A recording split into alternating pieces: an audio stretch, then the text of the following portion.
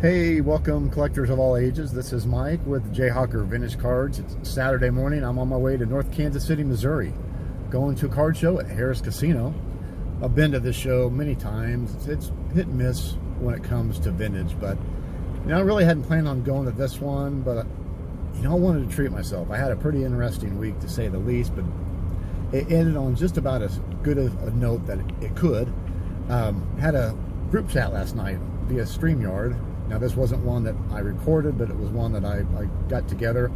And we had on for the first time a fairly new YouTube content creator, Tyler of 5 Cent Wax. Now, if you've not checked his channel out, absolutely must do so. He's a wonderful addition to the community, great storyteller, and has a story that's worth hearing.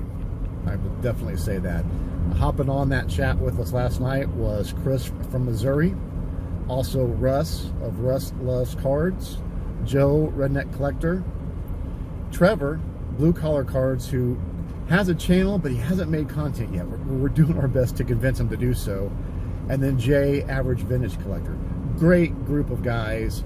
Talked a lot about cards, talked a lot about just life in general.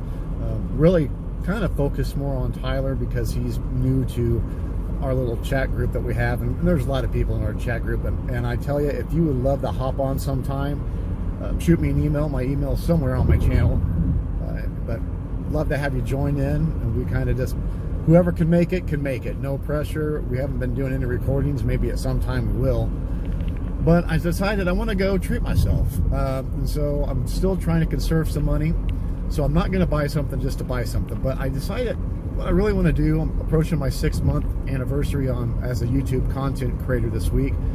So I want to get something just different than I normally get. Something unique, something outside the box, something that maybe I don't have a lot of in my collection already. Obviously, I'll look for 1970 Kellogg's baseball because I'm trying to complete the Hall of Fame run for the baseball set from that year. So I don't know. I'm just going in with a completely open mind. I'm going to do a lot of window shopping. And again, I hope I find something new, just unique, different. So also what I'm going to do is I'm going to show you some cards I got last week at a show, because I'm pretty sure that I have not shared that on a video yet. Got some really cool autographs and a couple of other items.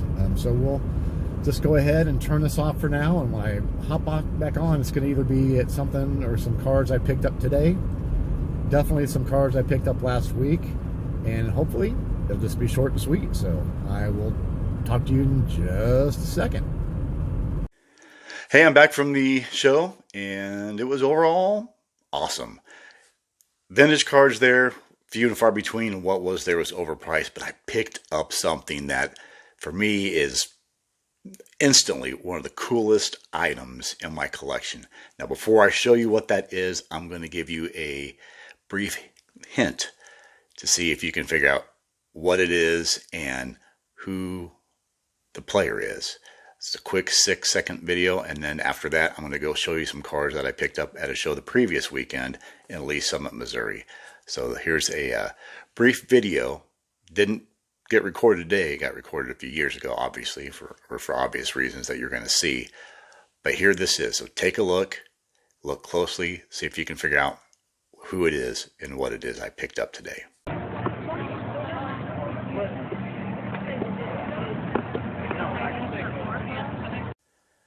Okay, did you figure out what item it was that I might have picked up today and who the player was? So I'll get to that in just a second. Before I do, I want to show you now what I got last weekend at a show in Lee Summit, Missouri. I just picked up a few random things, and I'll tell you a little bit about them. So the first thing I'll lead off with is the first thing I got there. That is Hall of Fame pitcher Rube Marquardt. And this is a 1913 Colgan Chips tin tops. I think it's the 1913, not the earlier version based off the back. Now, it's kind of rough, but it does have the information on there that my research says that this is actually the 1913. So I'm not sure if that's accurate or not, but we'll see. And then I actually got some other items here. Now, I picked up a 1961 Bob Gibson. This is really centered nice.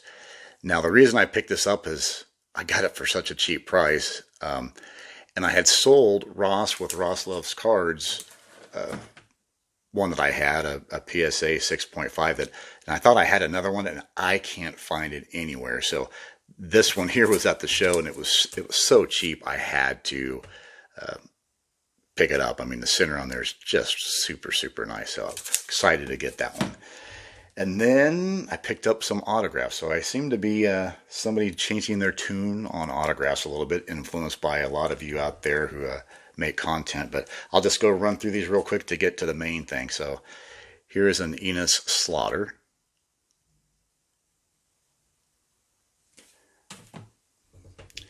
And this is a 2002 SP Authentic, Sign of the Times. I think it's like the Hawaii Convention or something, but that's a Duke Snider.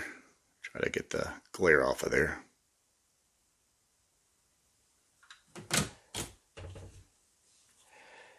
Here's a 2002 Topps Finest Moments autograph of Bob Gibson. Glare is really bad on that one. Really cool card. And then this one was kind of interesting. So all these autographs that I'm showing you came from an older gentleman. Now, I think I've seen him at a show a time or two before, but he was there with his son. And I stepped away after I looked at all these cards and I saw that they were priced, the ones I could find anyway, really, really cheap. And then I went back there and I was going to make an offer and they said, hey, everything in these cases is 20% off. So I'm like, wow, it's already 20% off of a low price. But one that caught my eye the most is this one. This is a 2022 Leaf Brett Schmidt dual signature and patch. Now it's numbered to 3. They actually had the sticker over the number, which is up at the top, right up there. So they actually had the price sticker over that. Now, when I pulled this, or had them pull this out of the case to look at it, the son had told me that the dad had just bought this. Well, the sticker was over there. I didn't see it, so I asked if I could peel the sticker back, which they allowed me to do. I've looked it up online, and I actually found, I believe, that purchase, and it was just back in August. So they had it priced for less than the dad had paid for it, and it was 20% off of that. Well, I bundled them all together, threw out a price, and they accepted it. So I asked the son, like, so it seems like you guys are trying to get rid of all these. And they actually gave me a little slip for a garage sale that they were having this weekend, which I totally forgot about, or I would have gone.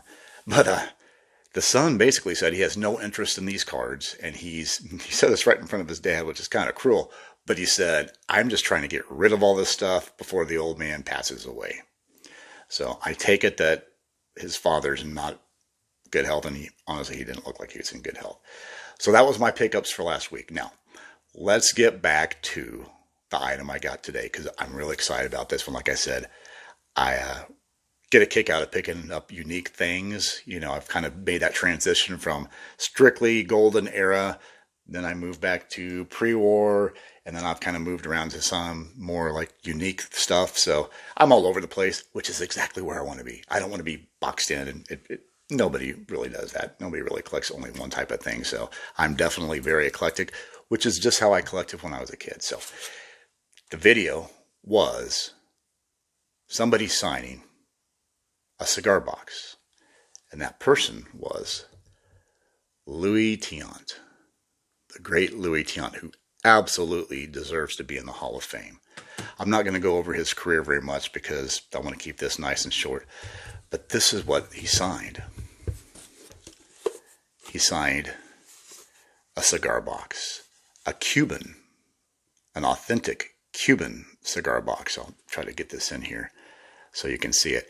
It actually has JSA certification that the dealer who sold this to me has inside there. It's got that little sticker and little thing that matches. But of course, I've got the video and the photo. Now, how I got that was I had looked around all over the card show and there just wasn't a lot of vintage. And I saw a table right by the very entrance of the place. And there's a lot of autographs there. So there's a young guy behind the table. So I said, hey, what are you guys asking on this? Because there's no prices on it. And he goes, I couldn't tell you. That's my dad would be the one, and he's roaming around the floor somewhere. Well, I roamed around the floor and I couldn't find anything at the show that caught my eye. Everything that was there was so overpriced that was vintage, and there wasn't even a lot of it there. So I was actually on my way out the door, and I looked over, and sure enough, I saw his dad sitting behind the tables that they had. So I went up and talked to him a little bit, and what this was they were at a show in Hollywood, Florida a few years ago, and Tiant was there. And the dad told me that he had some cigars, and Louis goes, "Hey, can I have one?" And this guy said they're like $80 a piece, and they were Cubans. So apparently, without even telling Louis Tiant that they were Cubans, he sniffed them, and he goes, "These are Cuban." So he could just smell, he could tell by the smell that it was an authentic Cuban cigar. So anyway, he actually sold those to Louis. He wouldn't take them for free, so he actually sold them to him.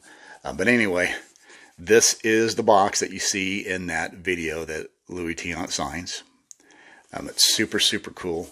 And I am excited to have this in my collection. I think this is one of the coolest things that I have. Very unique. I mean, you have an authentic Cuban cigar box signed by an authentic Cuban badass pitcher, right? And they got to come home to me. And well, I asked him, because he goes, "Hey, I want to show you something." And so he showed me the picture that I'll put up here now. So he showed me the picture, which I thought was really cool in his phone. He had to search for it because it was way, way back. And then he did the same thing. He looked back and he got the video, that very short clip video that I showed you towards the beginning. And I said, "Well, hey," I offered him a little bit less than he was asking for. And I said, "I'll take it, but I want you to send me that picture and I want you to send me the video." And he said, "Of course." And I said, "Done. I'll take it." So I'm pumped to have this. This is going to stay with me. I think it's a really unique item, especially I got this in Kansas. So, you're not going to see a lot of items like this in Kansas. So I'm pumped up to have this. So that's all I have for today. I just wanted to share. I probably can see the excitement on my face for having an item like this. Like I said, Tiant's a great pitcher. Definitely deserves to be in the Hall of Fame. He kind of is like two different pitchers all in one. He started off as more of a power pitcher, high strikeouts, played in some really tough parks for pitchers over his career, believe it or not. Had some really bad arm injuries in the early 70s, and then he came back and just kind of won on guile, on craftsmanship, on just his deliveries and just getting the hitters off timing. And he won 20 games 5 times, which is a lot better amount than a lot of Hall of Famers. So I think he should be in the Hall of Fame. Tell me what you think about this. I think it's a cool item. I don't think I paid that much for it at all, considering that, unfortunately, Louis passed away, I think in October of 2024 when I looked it up. I can't remember it now, but I'm beaming. This is a cool thing. So kind of treated myself. And when I said I was looking for something outside the box, I didn't realize I was going to get a box. So this is a special box. So until next time, I hope you all enjoy collecting.